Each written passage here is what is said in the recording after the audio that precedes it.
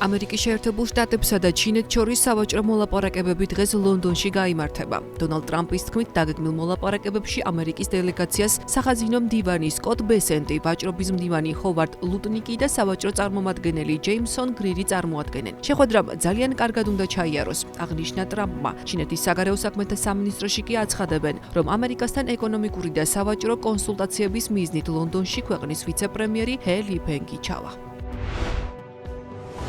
The Sunday Times-ის ბრიტანელი უმდიდრესი ადამიანების სიიდან მილიარდერების გარკვეული რაოდენობა გაქრა. წელს მათი საერთო რიცხვი 165-დან 156-მდე შემცირდა. საფონდო ბირჟის არასტაბილურობის, პრეზიდენტ ტრამპის მიერ დაწესებული ტარიფებისა და სხვა წინააღმდეგობების ფონზე მათი ქონება შემცირდა და რამდენიმე სახელი სიიდან საერთოდ ამოიღეს. მთლიანობაში The Sunday Times-მა თავის 37 გამოცემაში 350 უმდიდრესი ადამიანი წარმოადგინა. The Sunday Times-ის მდიდრების სიის სათავეში ბევრი უცნობი ადამიანი მოექცა. რეიტინგში გაცილებით დაბალი პოზიციები დაიკავეს ცნობადმა სახეებმა. მაგალითად, მეფე ჩარლზი 640 მილიონი გირვანქა სტერლინგის ქონებით 238 პოზიციაზეა და ადგილს ყოფილ პრემიერ-მინისტრ რიში სუნაკთან და მის მეუღლესთან ერთად იყოფს. ტოპ 20-ში ვერ მოხვდნენ დევიდ და ვიქტორია ბექემები, რომელთა ქონება 500 მილიონ გირვანქა სტერლინგს შეადგენს.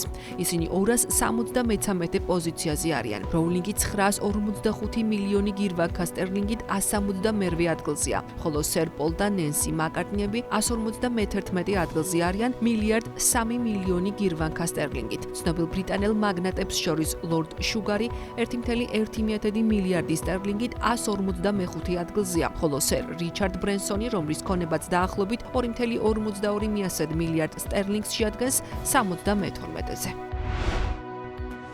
ბრიტანეთის მთავრობის განცხადებით, ჩრდილო-დასავლეთ ინგლისში ოფიციალურად გამოცხადდა გვალვა მას შემდეგ, რაც რეკორდულად თბილი გაზაფხულის გამო მდინარეებსა და წყალსაცავებში წყლის დონემ საგრძნობლად იკლო. მარტში, აპრილსა და მაისში ბრიტანეთის მეტეოროლოგიულმა ოფისმა ქვეყნის ყველაზე მზიანი გაზაფხული დააფიქსირა. უნალექობამ კი წყლის მარაგებთან დაკავშირებით რისკები გააჩინა. ქვეყნის გარემო სააგენტოს ინფორმაციით, ჩრდილო-დასავლეთ ინგლისში წყალსაცავებში წყლის დონე იმაზე დაბალია, ვიდრე ასევე გვალვიან 1984, 95 და 2022 წლების ანალოგიურ პერიოდში. მეცნიერები აღნიშნავენ, რომ კლიმატის ცვლილების ფონზე გვალვა და მშრალი ზაფხული უფრო ხშირი ფენომენი გახდება. გარემო სააგენტოში აღნიშნავენ, რომ წყლის კომპანიები, მათ შორის უმსხვილესი პროვაიდერები, მზად იქნებიან დახმარება გაუწიონ მომხმარებლებს საჭიროების შემთხვევაში წყალზე მოთხოვნის შესამცირებლადაც. იბიცას ხელისუფლებამ ჭარბ ტურიზმთან ბრძოლის ფარგლებში კუნძულზე შესული ავტომობილების რაოდენობაზე ახალი შეზღუდვები დააწესა. კერძოდ, 1 ივნისიდან 30 სექტემბრამდე კუნძულზე მხოლოდ 20,168 ტურისტულ ავტომობილს შეუშვებენ. აქედან 16,000 ავტომობილი გაქირავებისთვის იქნება ხელმისაწვდომი, ხოლო 4,108 კუნძულზე სხვით ჩასული ტურისტების ავტომობილია, რომლებიც საკუთარი ტრანსპორტით ბარსელონას, დანიას, ვალენსიას ან პალმას პორტებიდან მოგზაურობენ. იბიცაზე საკუთარი ავტომობილით ჩასულ მგზავრებს სპეციალური ნებართვა დასჭირდებათ, რაც დღეში 1 ევრო ეღირება. განაცხადის შეტანა იბიცას საბჭოს ოფიციალურ ვებგვერდზეა შესაძლებელი. მოტოციკლეტებზე ახალი სეზონური შეზღუდვები ჯერ არ ვრცელდება. ტურისტული ტრანსპორტის და იბიცაზე ბოლო 20 წლის განმავლობაში სერიოზულ პრობლემად იქცა. რეგიონში ავტომობილების რაოდენობა თითქმის 4-ჯერ, კერძოდ 2022 წლის 51,000-დან 2022 წელს 207,000-მდე გაიზარდა. ხელისუფლება იმედოვნებს, რომ დაწესებული ლიმიტი გზებზე დატვირთვას შეამცირებს და კუნძულზე ტურიზმს უფრო მდგრადს გახდის. ადგილობრივ მოსახლეობაში მზარდი უკმაყოფილების ფონზე იბიცას ხელისუფლებამ ასევე საკრუიზო გემების რაოდენობა შეამცირა და მოკლევადიან უკანონო გაქირავებასთან ბრძოლა დაიწყო. ცნობისთვის, იბიცა ყოველწლიურად 3 მილიონზე მეტ ტურისტს იღებს, რაც მის ინფრასტრუქტურაზე მნიშვნელოვნად ზემოქმედებს და ადგილობრივ მოსახლეობას დისკომფორტს უქმნის. BYD მახალი ელექტრომობილის Cellnolex EV-ის წინასწარი გაყიდვები დაიწყო. გაყიდვების ოფიციალური დაწყება ივნისის მეორე ნახევარში იგეგმება. პრეზენტაცია კი შენჯენის ავტოშოუზე შედგა. მოდელის ძირითადი მახასიათებლები ასევე გამოიყურება. ერთძრავიანი ვერსიები, მაქსიმალური სიმძლავრე 100-იან 160 კილოვატ-საათი, მაქსიმუმი სიჩქარე 160-იან 180 კილომეტრ-საათი. Cellnolex EV მოიაზრება როგორც განსაკუთრებული მოდელი წელის სერიაში, დახვეწილი დიზაინით და BYD-ის ინოვაციური ტექნოლოგიებით. მისი მიზანია მიიზიდოს მომხმარებლები, რომლებიც ეძებენ ხელმისაწვდომ ელექტროსედანებს განვითარებული შესაძლებლობებით. BYD-ის ამჟამინდელი გეგმაა გლობალური გაფართოება, განსაკუთრებით ევროპასა და ლათინურ ამერიკაში, სადაც ის უკვე აშენებს ქარხნებს.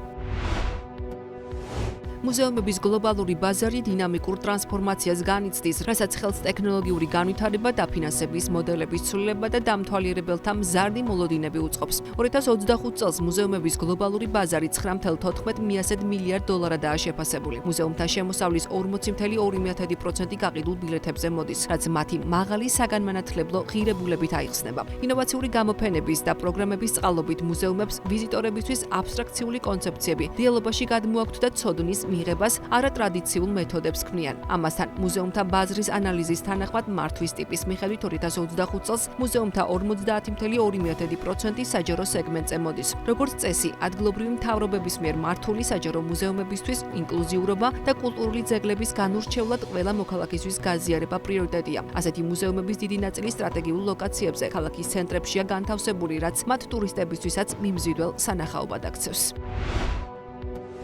იაპონელმა მეცნიერებმა შექმნეს პლასტმასა, რომელიც ზღვის წყალში რამდენიმე საათში იშლება და ოკეანების დაბინძურებისა და ველური ბუნების დაზიანების თანამედროვე პრობლემის გადაჭრის პოტენციურ გზას წარმოადგენს. მეცნიერები ბიოდეგრადირებადი პლასტმასის შექმნაზე დიდი ხანია მუშაობენ, თუმცა როგორც ტოკიოს უნივერსიტეტისა და რიკენის მკვლევრები აღნიშნავენ, მათი ახალი გამოგონება გაცილებით სწრაფად იშლება, ვიდრე არსებული ალტერნატივები და არ ტოვებს ნარჩენების კვალს. ტოკიოს მახლობლად მოქმედ ლაბორატორიაში მეცნიერთა გუნდმა გამოგონების დემონსტრირება ჩაატარეს. მარილიანი წყლით სავსე კონტეინერში პლასტმასას პატარა ნაჭერი 1 საათის შემდეგ დაიშალა და გაქრა. გუნდს ახალი პროდუქტის კომერციალიზაციაზე დეტალური გეგმა არ წარუდგენია. პროექტის ხელმძღვანელი ტაზუკო აიდა აცხადებს, რომ კვლევამ სერიოზული ინტერესი დაიმსახურა მათ შორის შესაფუთი მასალების სექტორის მხრიდანაც. პლასტმასის ნარჩენების კრიზისის ფონზე მეცნიერები მთელს მსოფლიოში ინოვაციური გადაწყვეტების შექმნაზე მუშაობენ. გაეროს გარემოს დაცვითი პროგრამის პროგნოზით 2040 წლამდე პლასტმასით დაბინძურების მასშტაბები სამჯერ გაიზრდება და ოკეანეებში მოხვედრილი პლასტმასის მოცულობა 37-მდე მილიონ ტონას მიაღწევს.